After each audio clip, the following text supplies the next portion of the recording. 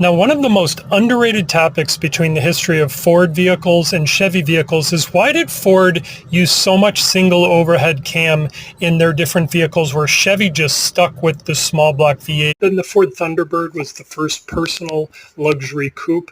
The Mustang was the first pony car, and the evolution of all the V8 engines that Ford came out with. The Ford Thunderbird and the Ford Mustang are probably the two best examples of the evolution from the side valve engines to the push rod engines, and eventually to the modular single overhead cam engines. And then even the affordable Ford Pinto and the Ford Escort set sales records that even the Mustang had achieved. Then eventually the Thunderbird and the Mustang had to evolve with the newer CAFE standards. So they had to have more fuel efficient engines. And into the end of the 20th century and the 21st century, they switched to what's called the modular single overhead cam engines. The Model T perfected the affordable American car, selling over 15 million units during its production run. The modern assembly line is what actually allowed for these vehicles to produce at such a massive scale.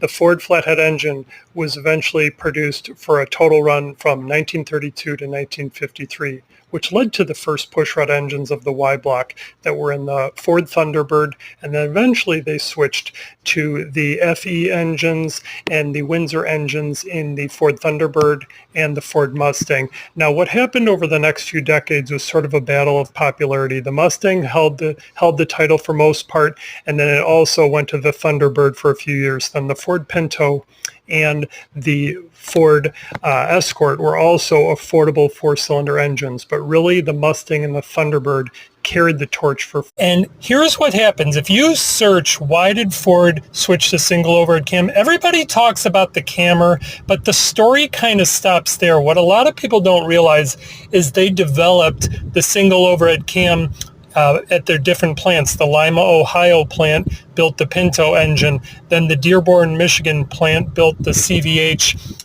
engine that was single overhead cam for the Escort. And then they eventually developed the modular engines in Windsor, Ontario, which went into pretty much every Ford vehicle you could possibly think of. They started, they put it in the Mustang in 96.